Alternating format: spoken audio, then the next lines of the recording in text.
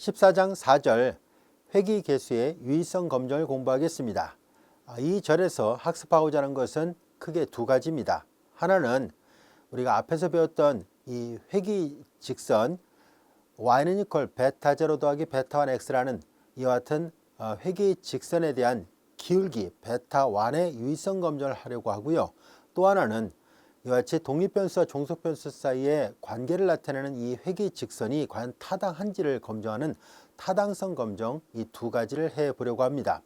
자, 먼저 우리는 유의성 검정을 하기에 앞서서 오차에 대해서 분해하는 방법을 알아보려고 합니다. 이미 우리가 앞에서 단순 선형 회귀 모형을 통해서 오차라는 개념을 공부한 적이 있었는데요. 앞에서 배웠던 걸 복습 삼아 다시 한번 그림을 그려가면서 설명하도록 하겠습니다. 우리는 독립변수를 x축에다가 그리고 종속변수를 세로축에다 각각 표현을 해보도록 하죠. 앞에서 우리가 했던 것처럼 독립변수를 다른 말로 설명변수, 종속변수를 다른 말로 반응변수다라고 얘기를 했었죠. 자, 우리가 어떤 통계 자료를 조사하려고 할 때 독립변수와 종속변수를 순서상으로 해가지고 자료를 쭉 표현을 했다라고 가정하겠습니다. 우리 앞전에 배웠던 것처럼 어떤 회사가 그 광고비를 증가시킬 때마다 매출액도 증가가 됐다는 것을 확인했었죠. 이와 같이 도표를 통해서 광고비와 매출액 사이의 관계를 순서상으로 이렇게 XY 평면에다 표현을 해보려고 하는데요. 이렇게 XY 평면에다가 점을 이용해서 표현하는 것을 산점도 또는 산포도다라고 얘기를 했었죠. 자, 이와 같은 산점도를 이렇게 표현을 했다라고 보겠습니다. 자, 대략 이렇게 광고비를 증가시켰을 때 매출액도 전반적으로 증가한다는 것을 알 수 있었죠. 또한 비슷한 예로서 키와 몸무게 사이의 관계 같은 것도 이런 비례관계에 있다는 것을 알 수 있었습니다. 자, 그런데 우리가 연식이 오래될수록 중고차 가격은 떨어지잖아요. 그래서 그 기간과 그리고 중고차 가격 사이의 관계는 오히려 기간이 늘어날 때마다 가격이 줄어드니까 우리가 감소하는 형태를 나타내게 됩니다. 그래서 어떤 통계 자료는 산점도를 그렸을 때 이렇게 증가하는 경우도 있을 수 있고요. 또 어떤 통계 자료는 감소하는 경우도 있습니다. 그리고 전혀 관계가 없는 무상관이 있죠. 즉 자료가 특별하게 어떤 양의 관계나 음의 관계도 아니고 흩어져 있는 경우가 많이 있습니다. 자, 이런 경우는 이미 앞서 배웠던 것처럼 기울기를 뜻하는 이 베타1이 양수가 되는 경우고요. 그 다음에 이제 중고차 시세가 떨어지는 경우는 베타1이 음수가 되는 경우예요. 그리고 아무 관계 없는 경우는 베타1이 0이 되는 경우 이렇게 나눌 수 있지요. 자, 이제 우리가 유의성 검증을 하려는 것은 바로 이 베타1에 대한 유의성 검증을 할 겁니다. 우선 그 유의성 검증하는 것은 차차 학습을 하기로 하고 먼저 우리는 오차라는 개념을 다시 한번 살펴보려고 합니다. 자, 이렇게 돼 있을 때 이 식으로부터 우리는 이 모든 자료를 우리가 선형 회귀선을 만들려고 하는데요. 선형이란 말은 앞서도 강조했던 것처럼 직선이란 뜻이에요. 그래서 이 1차 함수를 이용해서 x와 y 사이의 관계를 알아보려고 하는데 이 자료를 보면 알 수 있듯이 모든 점들을 동시에 지나는 1차 함수는 존재하지 않는다는 것을 알 수 있습니다. 그래서 우리는 만약에 이 산점도를 나타내게 되는 이 모집단에 대한 회귀선이 얘를 이제 모집단 회귀선 또는 회귀직선이라고도 하겠습니다. 이 모집단 회귀선을 우리가 생각해 보려고 하는데요. 자료가 있을 때 예를 들어서 이제 xi번째 자료가 이렇게 있었다고 봐요.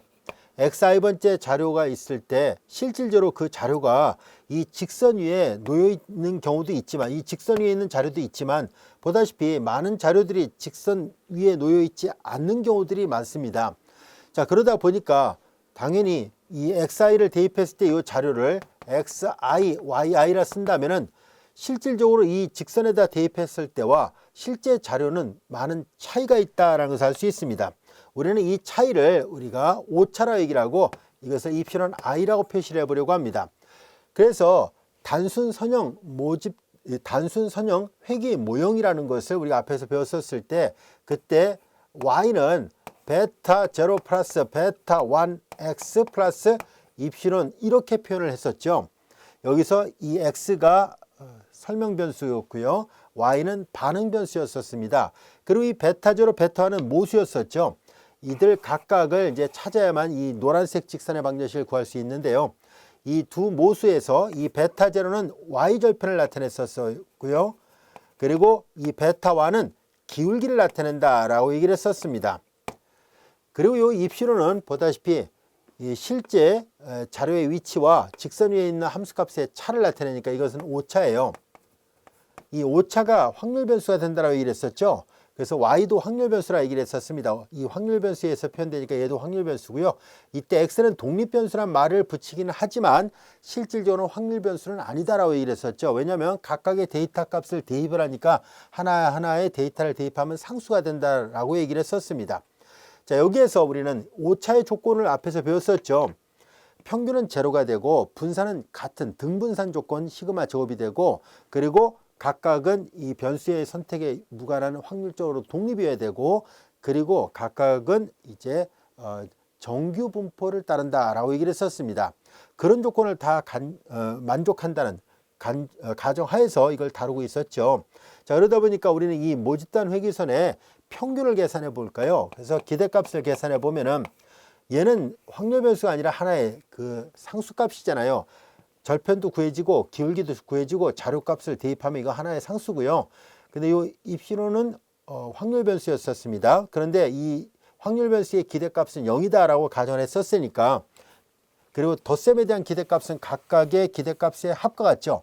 요거 더하기 요거잖아요. 그래서 얘는 상수이기 때문에 상수의 기대값은 자기 자신이 나옵니다. 그래서 베타 0 플러스 베타 1x 이렇게 됐었죠.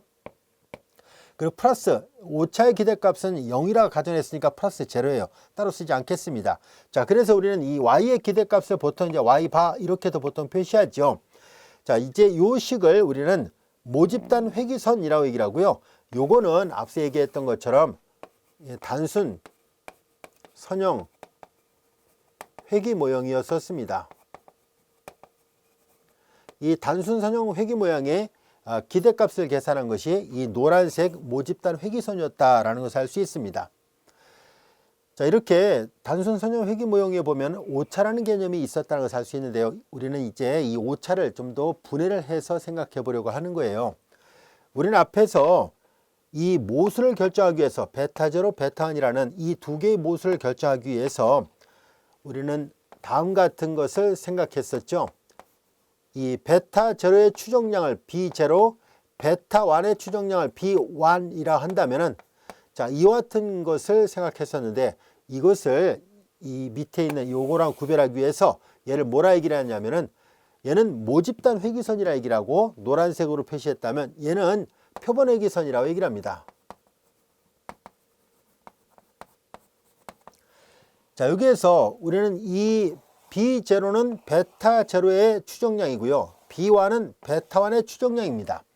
이때 이 모수를 추정하기 위해서 가장 적합한 추정량을 만들 때 우리가 뭘 했었냐면 이 오차의 제곱의 총합이 최소가 된다는 전제 조건 하에서 다뤘었죠. 그래서 오차 제곱합이 최소가 되는 그런 조건을 하에서 이걸 추정할 수 있었습니다.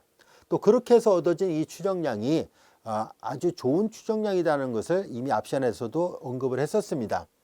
자, 여기에서 우리는 이 모집단의 회귀선을 정확하게 알 수가 없으니까, 왜냐하면 모집단은 전수조사한 게 아니잖아요. 그래서 통계 처리하다 보면 표본만 갖고 조사하는 경우가 허다하니까 이 표본 회귀선이 만약에 정확하게 이 모집단 회귀선을 나타내 준다면 두 개의 그래프가 일치하겠지만, 그러나 어느 정도 이제 오차도 있을 수 있잖아요. 그래서 어느 정도 오차가 있었다라고 가정한다면은 이제 이 표본 회귀선을 하얀색 분필로 표시를 해보겠습니다. 약간의 오차가 있을 수 있겠죠. 자, 이렇게 해서 표본 회귀선을 하얀색으로, 그리고 모집단 회귀선을 노란색으로 이렇게 표현했다라고 보겠습니다. 자, 이제 그러면 우리는 오차를 어떻게 분해할 수 있을까 하는 얘기인데요. 다음 같이 생각해 보도록 하겠습니다. 자, 이 i번째 자료의 y값, yi하고 바로 이 모집단 회귀선에서의 함수값의 차가 바로 이 입시로는 i였어요. 다시 말해서 여기서부터 여기까지의 값이 바로 y바였었거든요. y바, 소문자로 표시할게요. 근데 여기서부터 여기까지 함수값이 yi였던 거죠. 따라서 입시론 i라는 이 오차는 yi에서 y바를 뺀 거를 말합니다. 자, 이번에는 다음 같은 것을 생각해 보도록 하겠습니다. 이번에는 xi에서 바로 이 표본 회기선까지의 함수값을 생각한 거예요. 그것은 yi hat 이렇게 표현할 수 있을 텐데요. 보다시피 yi 이 값에서 yi hat을 뺀 값 요거예요. 다시 말해서 이 원래 자료의 y 좌표에다가 표본 회기선의 y 값의 차를 말하는 거예요. 이것을 우리가 이 i로 써서 표현하기로 약속을 하겠습니다. 그리고 여기 보면은 여기 하얀색 표본 회기선의 y값, i번째 자료니까 이렇게 첨자를 써서 표시를 해볼게요. 그거하고 그 다음에 여기 y바의 차, 요만큼의 차 있죠. 즉 하얀색 직선 위의 y값하고 노란색 직선 위의 y값의 차를 나타내는 거예요. 그것을 우리는 yi의 hat 마이너스 y바 이렇게 표현할 수 있어요. 여기 보라색으로 표시했던 입실론 i는 곧 명칭을 약속하겠습니다. 얘는 yi에서 바로 이 표본 회기선의 y값의 차를 말하는 거예요. 그래서 yi의 hat이에요. 자, 이제 이 i는 요걸 말하는 거고, 자, 이제 초록색은 요걸 말하는 거예요. 그러니까 이 그림을 잘 보세요. 그림을 보면은 이 오차를 나타내는 입실론 i는, 이 입실론 i는 보라색으로 표시했던 이 i에다가 그리고 플러스 요만큼이죠. 초록색 yi의 hat 마이너스 y바. 자, 이제 그림을 보면 금방 이해할 수 있습니다. 자, 여기 볼까요? 자, 요즘에서 요즘까지의 거리가 바로 입실론 i였어요. 이 길이는 요 초록색 길이에다가 보라색 길이를 더한 거와 같잖아요. 요만큼에다 요만큼 더하면 이만큼의 길이가 되니까요. 이해할 수 있죠? 그걸 이제 표현한 것 뿐입니다. 자, 이제 이 식을 기호로 다시 써서 표시한다면 여기 써 있는 것처럼 이 입실론 i 오차는 yi에서 여기서부터까지 거리가 yi죠. yi에서 y바를 뺀 거예요. yi에서 y바를 뺀 겁니다. 자, 그리고 이제 이 i는 요 보라색으로 표시했던 이 i는 여기서부터 여기까지 함수값이 yi였었죠. yi에서 이 표본 회기선의 y값의 차예요. yi의 hat을 뺀 거죠. 그리고 이제 플러스 여기 초록색으로 표시했던 걸 같은 초록색으로 표시해 볼게요. yi hat 마이너스 y 반대요. 지금 색깔을 서로 보라색, 초록색으로 써서 그렇죠. 잘 보세요. 여기 플러스 yi hat 마이너스 yi hat이니까 이게 지워지죠. 그러니까 yi 똑같죠? 마이너스 y바 똑같으니까 결과적으로 좌변을 우변처럼 표현할 수 있다라는 것을 알 수 있습니다. 자, 여기에서 이 왼쪽에 있는 얘를 요 입실론 i 요거예요. 요 입실론 i. 앞에서 이걸 이제 오차라 얘기를 했는데 사실 얘네들도 다 오차예요. 얘네들도 오차다 보니까 이 두 개의 오차의 합이 또 다른 오차가 된다는 얘기인데 이제 얘네들을 우리가 총 오차 또는 총편차라고 말을 하도록 하겠습니다. 이 좌변을 총편차, 총오차 이렇게 얘기를 할 거예요. 자, 그러면 이 보라색으로 표시한 것을 우리는 뭐라 얘기를 할 것이냐면 요거를 이제 잔차라고 얘기를 합니다. 잔차. 잔차라서 이제 이 잔차란 말은 말 그대로 아직 남아있는 오차 뭐 이런 뜻이에요. 하나의 고유명사입니다. 이 통계 처리할 때 자주 나오는 용어 중에 하나예요. 잔차예요. 자, 그리고 이제 여기에 나와 있는 이 초록색으로 표시한 건 이건 뭐냐면은 보다시피 두 회기선에 하나는 모집단 회기선, 하나는 표본 회기선의 차이잖아요. 그래서 얘는 회기선에 의해서 얻어진 오차예요. 오차 또는 편차예요. 자, 이제 이렇게 돼요. 그래서 보다시피 총편차는 잔차 더하기 회기선에 의한 편차 이렇게 분해가 된다라는 것을 알 수 있습니다. 자, 우리는 앞에서 우리가 모집단의 회기선을 얻기 위해서 이 두 개의 모수 절편과 기울기를 구하기 위해서 추정량 비제로 비환을 만들었었잖아요. 근데 이걸 만들 때 어떻게 했었어요? 바로 오차의 제곱의 총합이 최소가 된다는 전제 조건에서 만들었다라고 얘기를 했었잖아요. 자, 그러면 우리는 앞서 다뤘던 것처럼 이 오차의 제곱의 총합이 어떻게 표현될 수 있는가 하는 것을 알아보려고 합니다. 그게 결론은 이렇게, 이게 바로 왼쪽에 있는 오차의 총합이죠. 그러니까 총편차, 이제 얘도 오차다 보니까 이제 오차 또는 이제 편차 같이 혼용해서 씁니다. 그래서 얘도 편차니까 얘를 총편차나 말한 것 뿐이에요. 자, 그래서 총편차의 제곱의 합이에요. 이것을 SST라 놓으려고 한 거고요. 그 다음에 이제 여기 모양을 잘 보면 색깔 우리가 아까 구별했었죠.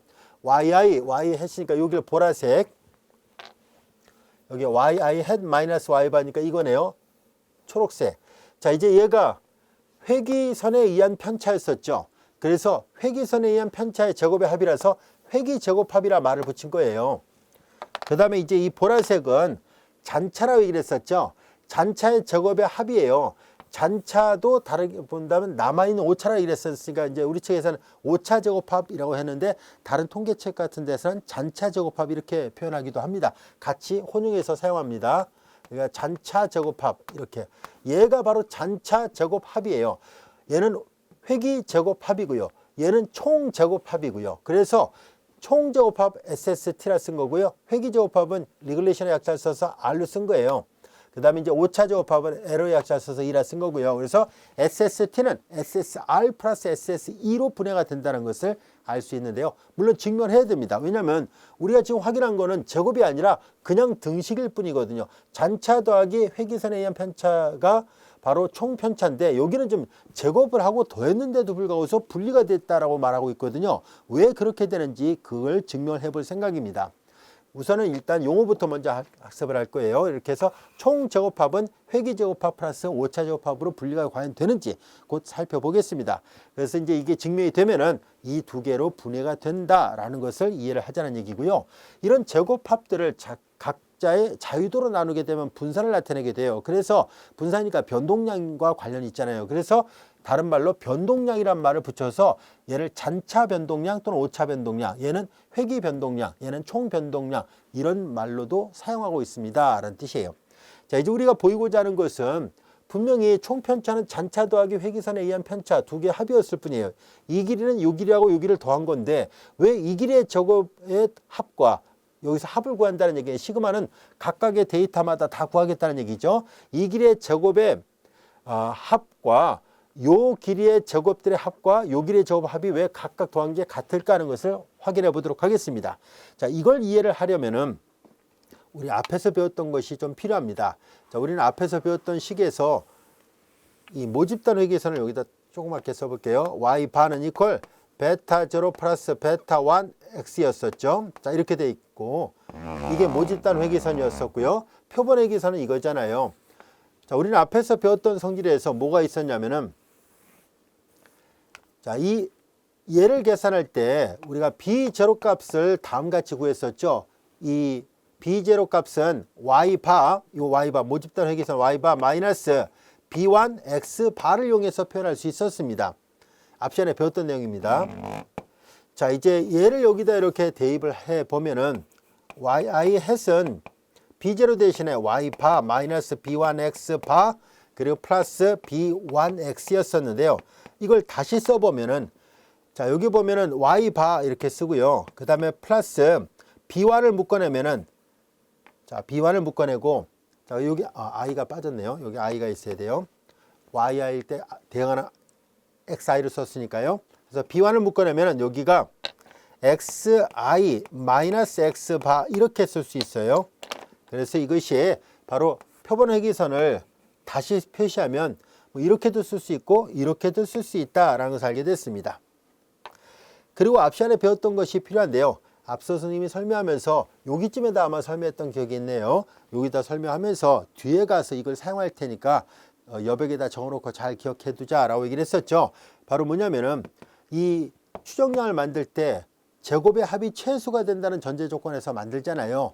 그때 우리는 그 제곱의 합을 여기에다가 제곱하고 시금을 붙인 것을 각각 우리가 이 B0와 B1에 대해서 편미분하고 0이라 놓고 정돈하면 다음 같은 관계식을 얻을 수 있었습니다. 앞서 배웠던 관계식을 이제 이용해서 이 문제를 풀려고 하거든요. 그래서 앞서 배웠던 거 여기쯤에다 썼던 거 다시 한번 정리를 해볼게요. 자, 이제 B0 그 다음에 이제 시그마 i가 1부터 n까지는 생략하고 그냥 시그마만 쓸게요. 시그마 xi 다 더한다는 얘기예요. 그리고 여기는 B1 시그마 xi의 제곱은 이퀄 여기는 시그마 xi와 yi의 곱과 같다는 것을 유도를 했었습니다. 자, 그리고 여기도 B0n이죠. 그 다음에 이제 여기는 B1 시그마 xi 이것을 다 계산한 것은 시그마 yi와 같다는 것을 이미 앞에서 했어요. 이걸 이제 제곱해서 좌변을 계산한 것이 우변과 같다는 걸 증명할 때 이 식이 꼭 필요하거든요. 그래서 요식하고 요식 이런 항들이 다 필요해서 미리 다시 한번 살펴봤습니다. 자, 이제 그러면 우리는 총편차의 제곱의 합을 생각해 보려고 합니다. 하나하나 계산해 보도록 할게요. 총편차의 제곱의 합 yi 마이너스 y 바의 제곱이죠. 자, 이제 총편차의 제곱합은 좌변이 우변과 같잖아요. 그래서 밑에다 쓸까요? 이제 시그마 색깔 구별 없이 씁니다. yi 마이너스 yi 햇 플러스 yi 햇 마이너스 y 바의 이 식이 이 식과 같고 그들을 제곱하니까 이렇게 돼요. 그 다음에 이제 이걸 전개를 해보겠습니다. 그럼 yi 마이너스 yi의 햇의 제곱 플러스 2배 yi 마이너스 yi의 햇 그리고 yi의 햇 마이너스 y 바가 있고요. 그 다음에 이제 플러스 이거의 제곱이죠. 자, 이렇게 됩니다. yi의 햇 마이너스 y 바예요. 전개한 거예요. 이거의 제곱 2배 그리고 이거의 제곱이에요. 그리고 시그마 갖고 있는 성질에서 따로따로 이제 더할 수 있어요. 시그마 yi 마이너스 yi의 햇의 제곱 플러스 이거 잠시 요 밑에다 쓰고 얘를 먼저 쓰겠습니다. 시그마 yi의 햇 마이너스 y 바이의 제곱이고요. 각각 요 두 개를 먼저 쓰고 요거를 이제 밑에다 쓰겠습니다. 플러스 2배 시그마 yi 마이너스 yi의 햇 그리고 yi의 햇 마이너스 y 바 이와 같이 돼요. 자, 여기까지 됐죠. 우리가 증명하고 싶은 것은 뭐냐면 바로 이 노란색 밑줄처럼 이 부분이 0이 된다는 것을 보이기만 하면 충분합니다. 왜냐하면 모양을 잘 보세요. 이 잔차 제곱합은 바로 얘를 나타내고 있다는 것을 알 수 있습니다. 이 부분이 잔차 제곱합이잖아요. 얘가 0이라는 것만 보이기만 한다면요. 그리고 이제 이쪽을 볼까요? yi 햇 마이너스 y 바의 그 제곱이 여기 있잖아요. 이 부분이 바로 회귀 제곱합이 되는구나 라는 것을 알 수 있습니다. 얘가 SSR이 되는 거고요. 얘가 SSE가 되는 거예요. 그리고 요 윗부분이 바로 얘가 총 편차의 합이니까 SS 여기는 토탈이라서 이렇게 돼요. 얘만 0이라는 걸 보이기만 하면 이 정리가 이 등호가 성립한다는 것을 보일 수 있습니다. 책에서는 이제 이런 결과가 있어요 라고 해서 넘어갔는데 우리는 이걸 직접 다 계산해서 정말 그렇게 되는지를 한번 확인을 해보려고 하는 거거든요. 자, 이제 우리는 여기에서 얘만 0이라는 걸 보이기만 하면 충분하겠군요. 그걸 보이기 위해서 여기 써놨던 이런 식들을 확인해 볼 생각입니다. 자, 이 부분이 0이라는 걸 보일 생각인데요. 2배 한 게 0이라는 걸 보인다는 얘기는 그냥 얘가 0이라는 걸 보이는 거와 똑같죠. 그래서 시그마 이제 yi 마이너스 여기 yi 햇이 있는데 이 yi 햇은 표본 회귀선이니까 이걸 대입합니다. b0 마이너스 b1 xi를 대입합니다. 여기 yi 햇을 여기 노란색 분필로 표시했던 얘를 이용해서 표현합니다. 얘를 이용해서 표현하려는 이유는 여기 y바를 여기 마이너스잖아요. 이거 지우기 위함이에요. 이거 똑같은 식이거든요. 똑같은 식인데 얘를 계산하기 쉽게 하려고 이걸 대입한 거예요. 그래서 y바 플러스 b1 xi 마이너스 x바 여기까지가 yi의 햇이고요. 마이너스 y바예요. 이렇게 됐습니다. 요거 지워지잖아요. 이렇게. 그래서 조금 더 수월하게 계산할 수 있게 됐다는 것을 알 수 있습니다. 자, 이제 두 개 곱인데 이 b1이 상수니까 시그마 기호 바깥으로 내보내겠습니다. b1 바깥으로 나가고 시그마 yi 마이너스 b0 마이너스 b1 xi가 되고요. 요거 그대로 쓴 거예요. 그리고 여기 b1 바깥으로 나가고 여기는 xi 마이너스 x바가 된 거고요. 그 다음에 이제 이 식을 다 이게 세 개고 두 개니까 5개로 전개하지 않고 이렇게 두 개씩으로 이렇게 이거 묶어서 그냥 이렇게 전개를 따로 하겠습니다. 자, 이제 그러면 여기는 B1 시그마 자, 이제 이렇게 전개하죠. 이 항하고 얘를 전개한 거예요. 그러면 이제 여기에다가 xi yi 마이너스 b0 xi 마이너스 b1 xi의 제곱이에요. 자, 이제 요거를 이렇게 전개한 걸 다 이렇게 한 걸 한꺼번에 쓴 거고요. 그 다음에 이제 요거랑 마이너스 x바예요. 근데 여기 마이너스 x바는 어차피 시그마에 대해서 상수잖아요. 그래서 바깥으로 나가는데 이미 바깥에 b1이 있습니다. b1 x바가 있고요. x바 바깥으로 나갔습니다. 그 다음에 이제 남는 것은 시그마 yi 마이너스 b0 마이너스 b1 xi 이렇게 된 거예요. 자, 이제 얘네들을 계산을 하려고 하는데요. 우선 이 시그마를 이렇게 전개를 해 보겠습니다. 그러면 여기 b1 그리고 이제 여기 중괄을 여기다 쓸게요. 시그마 xi yi. 자, 이걸 사용할 생각이에요. 이렇게 전개하면 요 b0는 시그마에 대해 상수니까 마이너스 b0 그리고 시그마 xi가 되죠. b1도 상수니까 b1 바깥으로 나가고 시그마 xi의 제곱이에요. 자, 이 첫 번째 중괄호가 이렇게 된 거죠. 근데 여기에서 마이너스를 묶어내 봐요. 이렇게 되죠. 이제 이 부분을 잘 보세요. b0 시그마 xi, b0 시그마 xi, b1 시그마 xi의 제곱. 이것이 얘랑 같다는 얘기잖아요. 이 등호가 잘 보세요. 그러니까 이 자기 자신에서 자기 자신 뺐으니까 이 첫 번째 식을 계산한 게 0이 나옵니다. 이제 같은 논리로 두 번째 식도 계산을 해야 되는데요. 자, 이걸 지워 볼게요.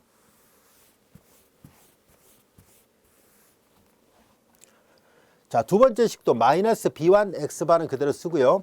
마이너스 b1 x바는 그대로 쓰고 여기도 이제 시그마를 전개합니다. 이렇게 하니까 시그마 yi 마이너스, 자, 이제 b0 상수니까 시그마 b0는 b0n으로 쓰면 되죠.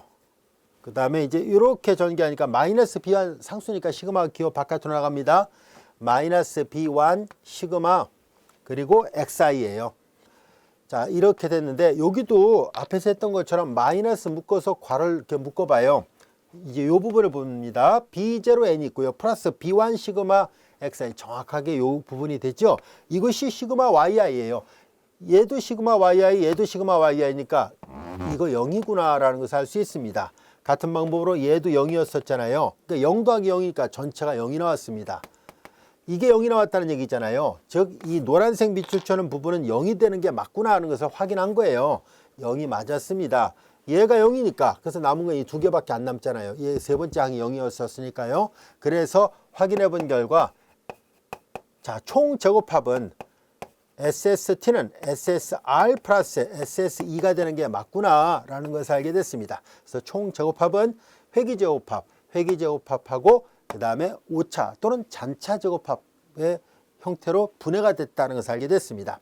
그래서 오차를 이렇게 분해할 수 있었고요. 얘네들 각각의 자유도로 나누면은 분산과 관련되어 있다 그랬으니까 변동량이라 말했다는 거 조금 전에도 설명했던 내용입니다. 자, 이제 그러면은 이렇게 해서 우리는 총 변동량은 보다시피 회기 변동량과 오차 변동량 또는 잔차 변동량의 합으로 표현할 수 있고요. 변동량 대신에 이제 제곱합이란 말로 바꿔서 표현해도 됩니다. 자, 여기까지도 충분히 이해할 수 있겠죠. 자, 이제 우리는 여기에서 앞에서도 했던 것처럼 우리는 이 SSE 바로 이 오차 제곱합을 그 자유도로 나누려고 하는데요. 여기에서 이 자유도는 바로 모수가 두 개잖아요. 베타 제로와 베타 1 두 개가 있기 때문에 그래서 자유도는 n-2가 돼요. 그래서 이제 이렇게 n-2분의 SSE를 우리는 이제 앞에서도 했던 것처럼 얘를 이 MSE라 얘기를 합니다. 이것을 잔차 평균 제곱, 잔차 또는 여기 있는 것처럼 오차라 해도 돼요. 우리 책에는 오차라는 말을 사용하고 있습니다. 잔차 평균 제곱, 오차 평균 제곱이라고 얘기를 합니다. 자, 그리고 이제 이 회귀 제곱합 SSR이죠. 이 SSR의 자유도는 1이라는 것이 잘 알려져 있습니다. 이것을 우리는 이제 기호를 똑같이 MS 이번에는 R로 써서 표시할 겁니다.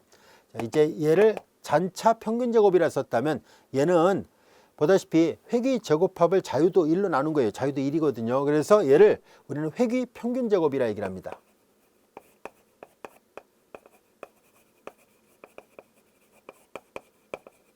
자, 이제 잔차 평균 제곱, 회귀 평균 제곱. 우리가 이 절에서 다루려고 하는 이 회귀계수의 유의성 검정은 바로 이 베타1이라는 기울기 있죠. 그 회귀선의 기울기를 우리가 검증을 해보려고 하는데요. 그때 이 MSE와 MSR 이런 것들을 이용해서 계산하게 됩니다. 그래서 이런 용어들을 우리가 하나하나 살펴봤습니다. 자, 여기까지 큰 어려움은 없죠. 우리 책에는 그냥 간단하게 이 좌변과 우변이 이렇게 같아요 라고만 하고 넘어갔었던 것을 실제로 하나하나 다 풀어서 설명했습니다. 여기까지 이해할 수 있겠죠? 자, 이제 우리는 조금 전에 얘기했던 것처럼 이 잔차 평균 제곱 또는 오차 평균 제곱은 보다시피 오차 제곱 합을 자유도로 나눈 것을 말합니다. 그래서 이렇게 나눈 것을 오차 평균 제곱 또는 잔차 평균 제곱이라는데요. 이 잔차 평균 제곱은 바로 오차의 분선에 대한 추정값으로 사용하려고 합니다. 그래서 이제 오차 평균 제곱은 이 분산의 추정값으로 사용하고요. 자, 이거는 이제 앞서 했던 그 기호를 다시 한번 쓴 것뿐입니다. 그리고 이제 잔차 평균 제곱은 관차수에서 회귀 개수가 베타 제로, 베타 1 두 개가 있었기 때문에 모수 두 개예요. 그래서 n-2로 자유도가 표시가 됩니다. 자, 그래서 앞 시간에 다뤘던 그 예문이 있었죠. 한 기업에서 광고료를 계속 증가시켜 나갈 때 매출액도 증가된다는 것을 확인했었는데 바로 이와 같은 잔차 평균 제곱을 계산해 본 거예요.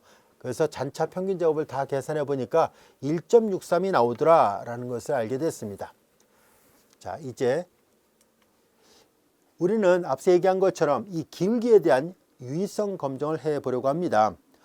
이 기울기에 대한 유의성 검증을 하려는 이유는 우리가 조금 전에도 살펴봤던 것처럼 이런 모집단 회귀선에서 여기 보다시피 이 베타 1이 만약에 0이 된다고 가정해 볼까요?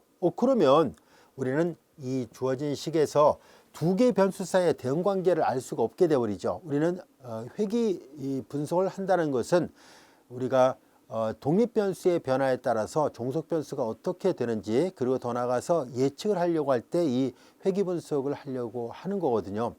자, 그런데 이와 같은 회귀 분석을 하게 되면 두 변수 사이의 관계식이 명확하게 나타나야 되는데 만약에 이 모수값 베타1이 0이 돼 버리면은 그러면 회귀 분석을 할 이유가 전혀 없다는 것을 알 수 있습니다.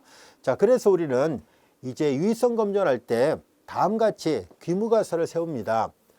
자, 이제 이 베타1이 만약에 이 모수 베타1이 0인가 라는 이제 귀무가설을 세우고요. 만약에 이 귀무가설이 기각되지 않는다면은 더 이상의 우리가 이 회귀 분석을 할 이유가 전혀 없게 됩니다. 그래서 우리가 만약에 계속 이어서 회귀 분석을 하게 되는 경우는 거의 대부분은 이 귀무가설이 기각되는 경우에 해당되거든요. 귀무가설이 기각되게 되면 대립가설은 보다시피 이 기울기를 나타내는 모수는 0이 아니다 라고 할 거예요. 자, 0이 아니면 양이거나 음이거나 이렇게 따져봐야 되겠죠. 자, 이제 그런 것들을 이제 우리가 하나하나 검증을 해 보려고 하는데요. 이와 같은 기울기 베타1에 대한 검증을 할 때 우리는 T 분포를 이용해서 계산합니다. 즉 T 통계량은 어떻게 정의되어 있는지를 살펴보도록 하죠. 자, 우리는 T 검정 통계량은 이와 같이 되어 있습니다. SB1. 이 B1은 바로 이 기울기를 나타내는 모수 베타1의 추정량이 B1이었었잖아요. 이 B1의 추정량에 대한 분산 값하고 표준 편차 값하고 여기는 추정량이에요. 이 비율을 T라 표시한 거예요. 자, 근데 이것은 근사적으로 자유도가 n-2가 되는 T 분포를 따른다는 것이 잘 알려져 있습니다. 이런 것들을 증명하는 것은 수리통계학 수준에서 하기 때문에 우리는 그냥 이게 이렇게 되는 T 통계량이 바로 자유도가 n-2인 T 분포를 따르는구나, 근사적으로 T 분포가 되는구나 라는 정도만 이용해서 문제를 해결해 보도록 하겠습니다. 자, 여기에서 이 SB와는 다음같이 생겼습니다. 루트분의 루트로 되어 있어요. 저 보다시피 이 S가 보다시피 여기 MS의 양의 제곱권이거든요. 루트분의 루트예요. 이것을 SB1 이렇게 얘기를 합니다. 분모는 각 자료에서 X의 평균값의 차의 제곱의 시그마의 루트고요. 분자는 MSE, 우리가 조금 전에 계산했던 거 있죠. 바로 요거예요. MSE니까 잔차 평균 제곱이었었던 거에 양의 제곱권을 S라 놓은 겁니다. 자, 이제 검증하는 방법은 이 P값을 이용하거나 확률을 이용하거나 또는 기각력에 속하는지 안 속하는지 이 인계값보다 큰지 작은지 등을 이용해서 우리가 검증을 해보려고 하는데요. 자, 이제 자유도와 똑같다는 얘기를 했었고요. 만약에 이제 이 P값이 우리가 유의 수준 0.05보다 작은 값이 나오게 된다면 당연히 기각을 하게 되죠. 귀무가설을 기각하게 됩니다. 또는 이 P값이 인계값보다 크거나 마이너스 인계값보다 작게 나오는 그 양쪽 끝에 기각요한에 속하게 되면 역시 귀무가설을 기각하게 됩니다 라는 얘기예요. 자, 그리고 이제 보다시피 여기 베타1 기울기에 대한 실내 구간을 구하는 문제는 조금 전에 했던 이 SBR 값이 있죠. 그리고 이제 요거는 보다시피 자유도가 n-2가 되는, 그리고 이제 양측 검전하기 때문에 2분의 알파라고 계산한 거예요. 유의 수준이 알파였을 때. 그래서 이렇게 이 기울기에 대한 그 추정량 B1이었었죠. B1 플러스 마이너스. 그래서 이제 요 값을 이 두 개 곱한 거예요. 요거 해가지고 실내 구간을 결정할 수 있습니다. 자, 이런 내용들을 토대로 해서 우리가 앞서 다뤘던 그 예문이 있었죠. 그 광고료하고 그 다음에 회사의 매출에 대한 관계를 직접 이 통계 자료에다가 대입하고 계산을 해보겠습니다. 계산기에 도움이 필요하니까 책의 결과를 그냥 활용하도록 하겠습니다. 자, 그래서 이렇게 다 T값을 계산해 본 거예요. 이 T값을 계산해 봤고요. 자, 그 다음에 이제 쭉 계산해 보니까 이 값이 바로 이 T 통계량에 의해서 계산한 수치보다 큰 값이 나왔습니다. 이 값보다 크다는 얘기는 기각요한에 속한다는 얘기가 돼버리잖아요. 그래서 기각요한에 속하니까 귀무가설을 기각하게 됩니다. 또는 이 P값을 계산해 보니까 0.0000 거의 0이라는 얘기가 아니라 거의 0에 가까운 아주 작은 값이 나왔다는 뜻입니다. 근데 유의 수준 0.0으로 계산해 보니까 당연히 이것보다 작죠. 그러니까 유의 수준 알파보다 작은 값이니까 귀무가설을 기각할 수밖에 없어요 라는 얘기예요. 그래서 귀무가설을 기각하게 됐습니다. 그리고 또한 이제 이 기울기에 실내 구간을 구해 본 거예요. 자, 유의 수준이 0.05였었으니까 그래서 실내 구간을 95% 실내 구간을 구해 보니까 쭉 계산하니까 이렇게 기울기가 1.56과 2.12 사이에 이렇게 사이로 나오게 됐습니다. 자, 그러니까 100개 중에 95개는 요 구간 범위 안에 있더라 이 말이거든요. 그런데 여기 잘 보세요. 이 구간 안에는 이 베타1의 실내 구간 안에는 0이 포함되어 있지 않다는 것을 알 수 있습니다. 그래서 이것만 보고도 이 베타1이 0이라는 이 귀무가설이 기각될 수밖에 없었겠구나 라는 것을 알 수 있습니다. 이 구간 안에 0이 만약에 포함되어 있다면 귀무가설을 기각할 수가 없다는 의미가 되거든요. 하지만 0이 포함되어 있지 않기 때문에 그럼 베타1 기울기 값으로 1.56과 2.12니까 양의 관계가 있다는 것을 알 수 있잖아요. 이게 플러스가 나오니까. 그래서 여기서 비용을 증가시키면, 광고비를 증가시키면 매출도 증가하는 것이 맞구나, 타당하구나 라는 것을 이와 같이 T 통계량을 통해서 알 수 있었습니다. 자, 지금 계산했던 것은 이 T 통계량을 이용해서 T 검증한 거예요. 기울기에 대한 우리가 유의 수준을 검증했던 것이라면은, 그럼 이렇게 독립변수와 종속변수 사이의 관계를 나타내는 이 회기식을 찾았었잖아요. 이 회기 곡선을. 이 회기선을 찾아가지고 우리가 검증한 것이 과연 타당한가? 이 회기선에 대한 검증을 해보려고 합니다.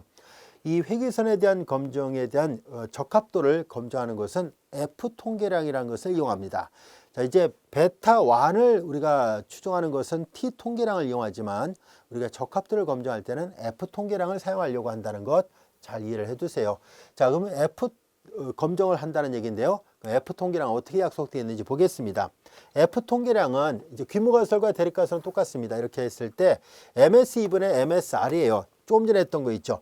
자, 이제 잔차 평균 제곱분의 회귀 평균 제곱 MS2분의 MSR을 우리가 검정 통계량 이렇게 얘기를 합니다. 자, 이제 이렇게 해서 우리는 이제 요 식을 그대로 대입한 거죠. 이것은 이 분자의 자유도가 1이고요. 분모의 자유도가 n-2니까 이와 같이 분자의 자유도 1, 분모의 자유도가 n-2가 되는 F 분포를 근사적으로 따른다는 것이 잘 알려져 있습니다. 별도의 증명 과정 없이 이 F 통계량에 대한 정의는 이거고요.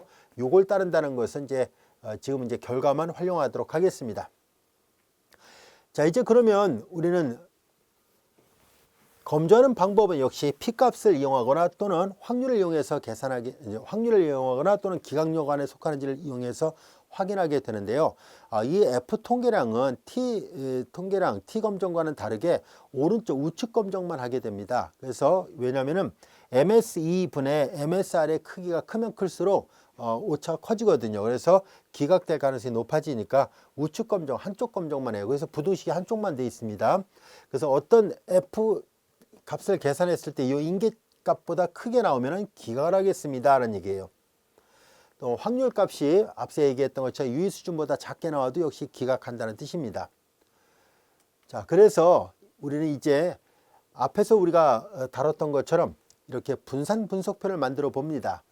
분산 분석표를 만들어서 이제 변동 요인, 제곱합, 자유도, 제곱평균에서 검정 통계량을 이용해서 우리가 앞단에서 했던 그 분산 분석을 이용해서 이렇게 도표를 만들어서 활용을 할 수 있습니다. 자, 그러면 역시 계속 이어지는 그 문제로서 우리가 회사의 그 광고료하고 매출 사이의 관계를 역시 분산 분석표를 이용해서 만들 수 있고요. F 통계량을 또 역시 조사해 볼 수 있을 겁니다. 자, 그들을 계속 이렇게 만들어 봤어요. 그래서 역시 책에 있는 결과를 그냥 활용하도록 하겠습니다. 자, 검정 통계량을 계산했더니 227.32가 나왔는데요. 그러나 실제로 주어진 조건, 분자의 자유도, 분모의 자유도, 그 다음에 이제 유의 수준을 굉장히 작은 값으로 잡아놨어요.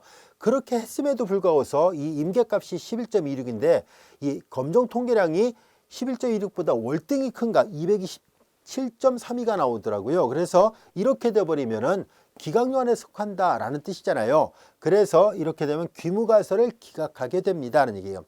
따라서 우리는 베타1이 0인가라는 귀무가설이 기각됐으니까 베타는 0이 아니다라는 것을 알 수 있고요. 조금 전에도 살펴봤던 것처럼 바로 그 신뢰 구간도 찾아보니까 플러스가 나왔잖아요. 이렇게 플러스가.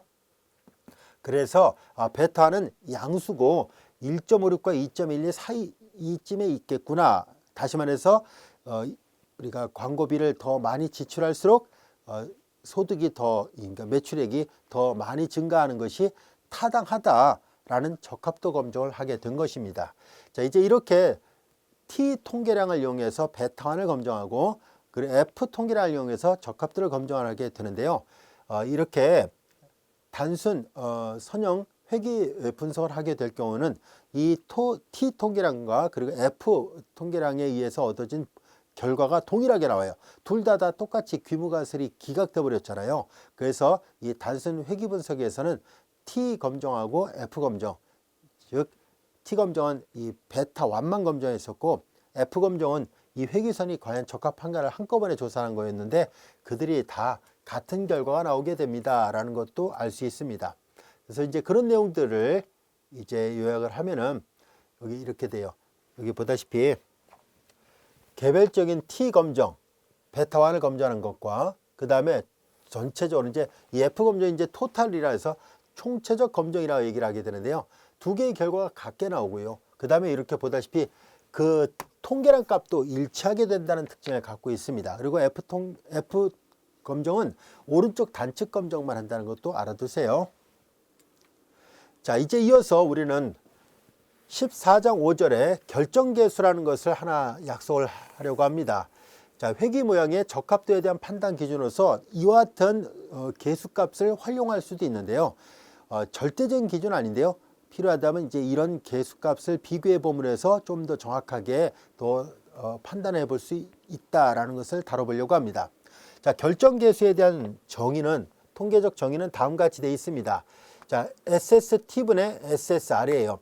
즉 총 변동량 바로 이제 이거죠. SST분의 회귀 변동량 이거예요. SSR입니다. 이것분의 이거를 우리는 결정계수라고 얘기를 하고 R 제곱으로 표시를 합니다. 제곱을 붙인 이유는 여기 다 제곱으로 되어 있었기 때문에 그래서 제곱을 붙인 것뿐입니다. 자, 이제 회귀 모형의 적합도에 대한 판단 기준으로 결정계수라는 것을 사용할 수 있는데요.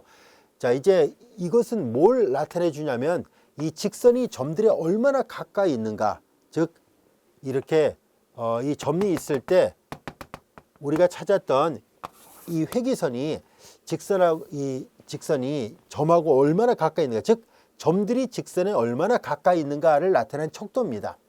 우리 교재에 보면 그림이 3개가 있어요.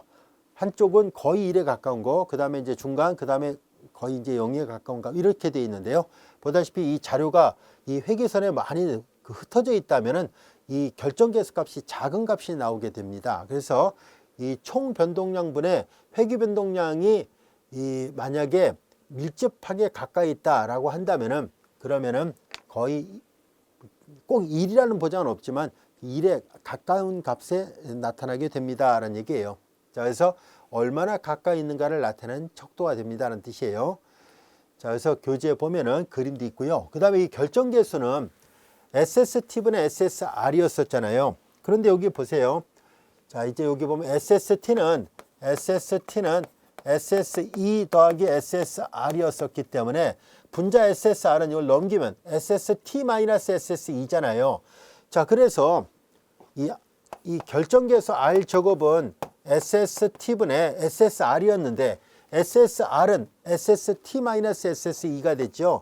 SST-SSE가 되니까 그래서 여기 이렇게 나누면 이거 1이 되고요. 이렇게 나눈 걸 다시 쓴 거예요. SST분의 SSE로 SSE가 되니까는 이것은 잔차 제곱합 또는 오차 제곱합이잖아요. 그러니까 총 제곱합분의 오차 제곱합을 1에서 뺀 값과도 같습니다. 자, 여기 보면은 R의 제곱을 이 정의대로 쭉 계산해 보면은 0과 1 사이에 있게 됩니다. 당연한 얘기죠. 왜냐하면 이것분의 이거니까 분모가 더 크잖아요. 그래서 2를 넘지 못한다는 것을 알 수 있습니다. 그리고 제곱들의 합이니까 당연히 양수죠. 의미 될 리 없어요. 그래서 R 제곱은 0과 1 사이에 있다는 것은 분명한 사실이고요. 자, 이제 이 R 제곱 값이 1에 가까운 값일수록 적절한 회귀 모양으로 해석된다. 이게 무슨 말이냐면은 이게 1에 가까워진다라는 얘기는 바로 여기 SSE가 줄어든다는 얘기예요. 잔차가 계속 줄어들고 있다면은 적절한 회귀 모양으로 된다는 얘기예요. 이게 거의 0에 가까워, 뭐 0은 아니겠지만 이 값이 작아지게 되면은 그러면 거의 1에 가까워질 것이고요. 이게 0은 아닐지라도 결과 1에 1 마이너스 얼마니까 이 값이 작으면 작을수록 1에 굉장히 가까운 값이 되겠죠. 그러면은 우리가 처음에 잡았던 이 회귀선이 적절한 모양이 맞다. 우리가 이제 이걸 다 검증을 하잖아요. F 통계량을 이용하거나 해서 또한 T 그 검정 통계량을 이용해 가지고 이 기울기도 구하고 F 통계량도 구하고 다 해보고 그리고 이 결정계수까지도 다 해봤을 때 1에 아주 가까운 값이 나온다. 그럼 가장 적합하게 그 모델 그 통계량을 가장 적합하게 설명하고 있는 회귀선을 찾은 게 맞구나라고 말할 수 있습니다. 자, 그래서 우리 교재에 보면 그림이 이렇게 3개가 있으니까요. 그거 한번 꼭 그림을 잘 눈여겨 보시기 바랍니다. 이해만 하면 충분한 그런 그림이에요. 자, 이제 우리 교재에 있는 예문을 마저 쭉 계산해 보니까 R 제곱이 0.966이 나왔어요. 거의 1에 가까운 값이 나왔는데요. 그래서 이제 결국은 가장 적합한 모델을 선택한 게 맞습니다라는 것을 알 수 있었습니다. 자, 이어서 14장 6절에 회귀 모형을 이용한 예측인데요. 자, 이건 뭘 나타내냐면 우리가 회귀 분석을 하는 것은 결과적으로 하나의 관계식을 찾는 거잖아요. 수학적인 어떤 함수식을. 특히 우리는 이 단원에서는 선형이라 말했었으니까 직선 관계를 찾는다라고 얘기를 했었죠. 자, 이런 직선 관계를 찾았다면은 그렇다면은 그 다음에는 이런 직선 관계가 이렇게 있었어요. 우리는 자료를 여기까지만 조사해서 대략 어떤 관계가 있는지를 찾았습니다. 이 회귀선을 찾았다면은 사실 우리는 실질적으로는 아직 해보지 않았던 나머지 자료에 대해서 예측을 할 때 이 선형 구조를 만족하는 함수식을 이용해서 우리가 이렇게 결과를 반응 변수의 결과를 예측해 볼 수 있을 겁니다. 그래서 이렇게 회귀 분석은 예측과 관련되어 있습니다. 그래서 회귀 모형을 이용해서 우리가 예측을 해보겠습니다는 얘기예요. 우리 교재에 나와 있는 많은 예문들을 놓고 본다면 예문이 딱 하나가 있었죠. 그러니까 그 회사의 그 광고료하고 매출액인데요. 실제 광고료를 지불하진 않았지만 만약에 1억부터 10억 사이 또는 1억에서 20억 사이까지만 지불했던 회사가 광고비를 대대적으로 더 늘려요. 그래서 한 30억 내지 50억까지 만약에 대대적으로 광고를 한다. TV나 다른 언론 매체를 통해서 광고를 했을 때 그러면 이런 회귀 분석을 정확하게 잘했다면 좀 전에 했던 것처럼 이렇게 우리는 이제 T 검정과 F 검정 그리고 이제 결정계수 등을 당해서 1에 아주 가까운 값이 나왔다면 이런 회귀선을 적합하게 잘 찾았다는 얘기잖아요. 그러면 이거에 의해서 예측을 할 수 있어요. 한 50억을 투자했을 때는 얼마 정도 나오겠구나. 그럼 이제 투자자를 유치를 해가지고 이렇게 해서 더 대대적으로 적극적으로 광고를 하게 되겠죠. 많은 대기업에서 이런 것들을 연구를 하고 그래서 이제 광고 대비 이익이 생기기 때문에 끊임없이 우리가 대형 회사 이게 대기업이라든가 뭐 다른 중소기업도 마찬가지고요. 지속적으로 광고를 해서 이제 그 회사 브랜드를 알고 있는데도 불구하고서 계속적으로 이렇게 광고를 노출하는 이유는 그 때문입니다. 그래서 이렇게 대대적으로 만약에 광고비를 투자를 했을 때 상대적으로 거기에 맞게끔 투자한 광고비만큼의 어떤 이윤을 상쇄할 수 있는 그런 매출이 기대되기 때문에 지속적으로 이렇게 광고를 하고 있다라고 보면 됩니다. 바로 이런 우리가 회귀 분석을 통해서 이런 것들을 이제 예측을 한다는 것을 알아보려고 하는 거예요. 자, 여기에서 우리는 반응 변수, 다시 말해서 어느 특정한 점에서 그림을 한번 그려서 다시 볼게요. 자, 이렇게 돼 있을 때 여기 어떤 x0라는 점, 그냥 편의상 x0 하겠습니다. x0에서의 자, 이제 이 반응 평균 y0예요. 이것의 신뢰 구간을 계산할 때 역시 앞에서 했던 것처럼 이렇게 t의 통계량을 이용해서 계산하게 됩니다. 자, 이때 x0에서의 y의 평균값을 2y0 했을 때 자, 이제 이렇게 요것은 이제 요 직선을 나타낸다라고 보면 됩니다. 자, 그러면은 우리는 이렇게 해서 우리가 이건 추정량이잖아요. 이런 추정량인데 그러면 이것을 우리가 반응 변수 평균 2y0의 신뢰 구간을 어떻게 구할 수 있을까 하는 얘기인데요.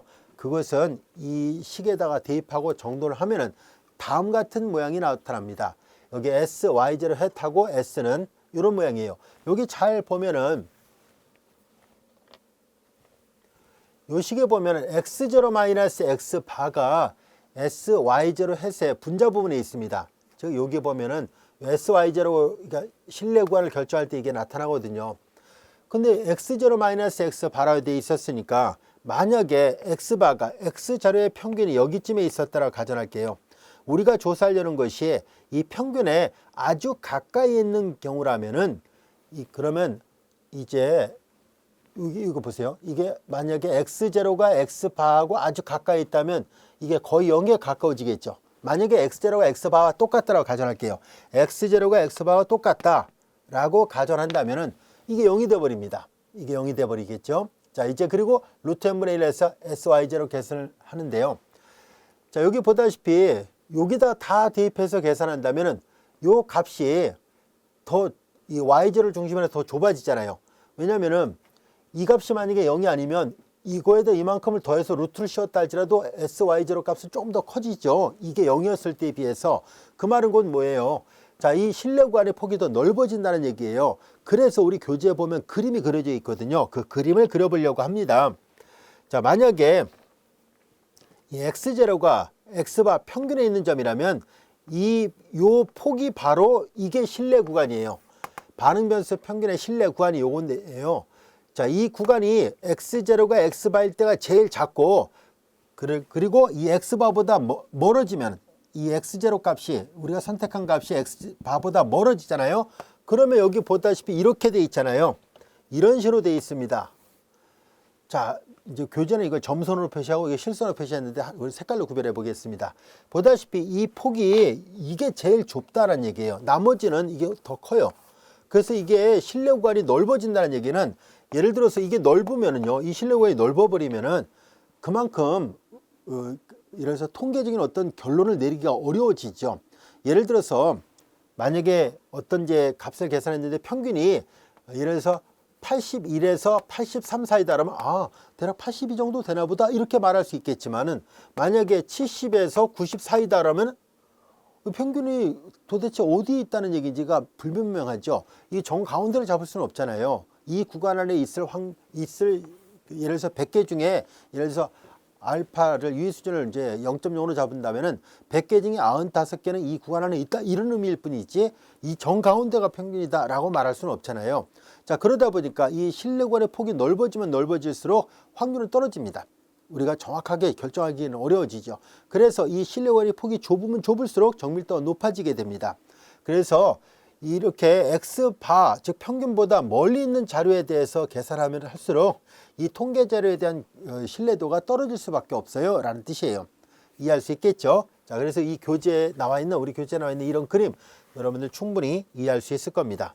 자, 그래서 이렇게 x바에 가까이 있는 데이터 값이면 이게 최소가 돼요. 이 구간일 때가 이게 최소가 돼요. 이 신뢰 구간이.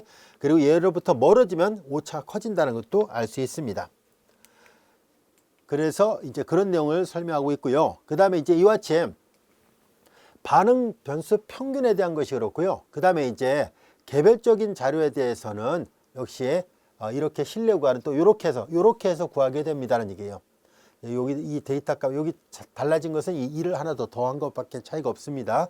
그래서 이렇게 해서 만약에 개별 반응 변수 값의 예측관을 구하려고 한다면 요 S 밑에 이렇게 되어 있는 것을 이용하고요. 그 다음에 이제 평균을 계산하려면 여기 없었던 걸 가지고 계산하면 됩니다 라는 것을 말해주고 있습니다. 이 반응 변수의 평균은 이렇게 되어 있어요. S, Y, Z hat 그 차이가 있으니까요. 그래서 이런 것들을 잘 보고요. 그 다음에 이제 이 그림이 의미하는 바도 봐도 충분히 여러분들 이해할 수 있겠죠. 자, 이제 우리는 지금까지 우리 이와 같이 통계적으로 우리가 검증하는 문제를 살펴봤었습니다. 자, 이제 이어서 우리는 14장 7절에 대한 내용과 14장 8절에 대한 내용을 학습해 보도록 하겠습니다.